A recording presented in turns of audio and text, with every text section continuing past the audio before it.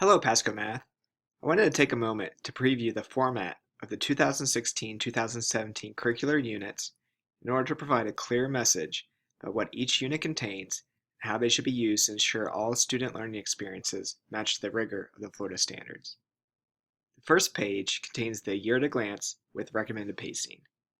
The recommended pacing was set by teachers who have taught the course to ensure consistency for students and teachers amongst all of our schools. Although it's a recommendation, it is very important to stay close to the pace in order to be able to teach all the standards in the course within the year.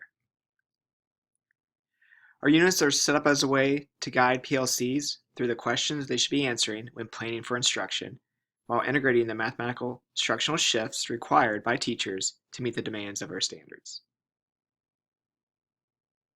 The first shift is focus, which is where the standards ask teachers to significantly narrow and deepen the way time and energy are spent in the classroom. In the focus section, you'll see a unit overview with the standards contained within the unit.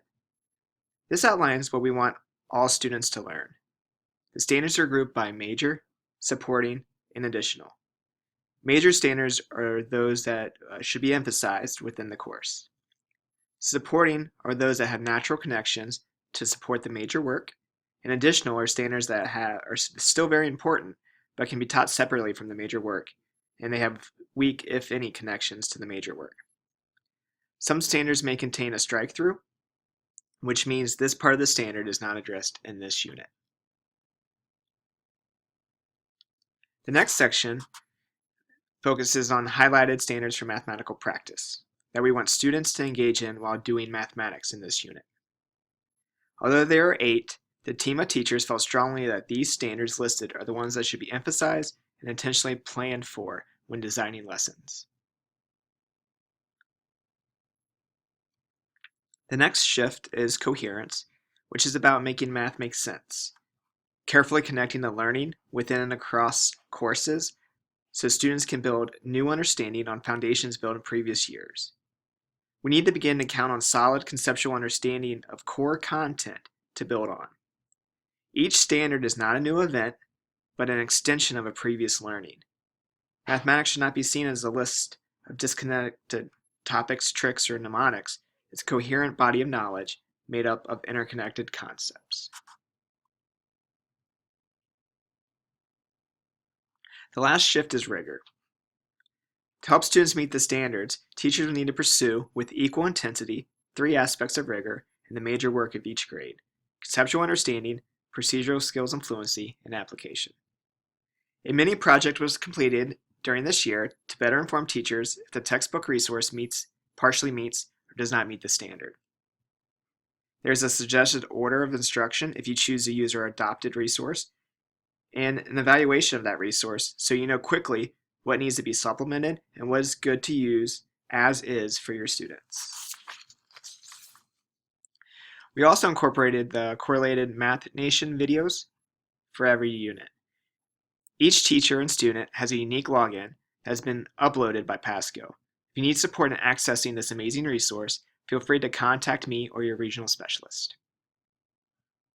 In the resource section, there are also some highly vetted tasks.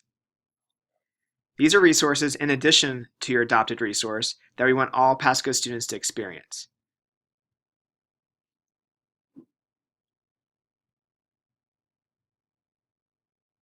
We also incorporated the mathematics formula assessment system into our work to help PLCs answer question 2. How will we know if and when they learned it? We want PLCs to leverage this resource available at their fingertips to create common formula assessments that match the rigor and intent of the standards. For those teachers still wanting more, we have an additional resource section. These may be lessons, tasks, online tools, just additional things that may need a little bit more work and prep to be ready for use with students.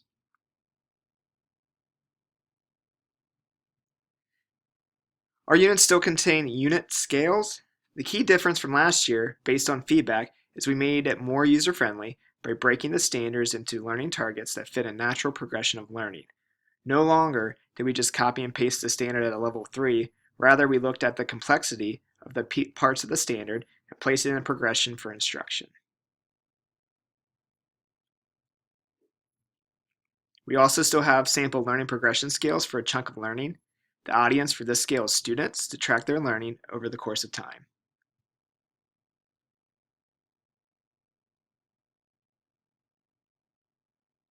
The last part of the unit is one task from the task section was selected and then planned out using the work from the 5 practices for orchestrating productive mathematics discussions. In this book, Smith and Stein talk about how teachers should intentionally plan a task by following the process of anticipating, monitoring, selecting, sequencing, and connecting student work. After a task is selected that meets the rigor of the standards, the first thing we want PLCs to do is anticipate all the likely student responses or strategies for solving the task. When implementing the task, you will monitor for these strategies while students work individually or in small groups. Then, you will select the student work you wish to highlight and sequence that work in a specific order for students to share out. It is crucial that the work is explained by students. Then, it is your job as the teacher to facilitate student conversation around connecting the student responses or strategies to the key mathematical ideas for the lesson. All of this work will be transferred to Canvas soon for those who prefer to use our clickable curriculum. If you have any questions, feel free to contact me or your regional specialist. We greatly appreciate all you do for your students and Pasco Mathematics.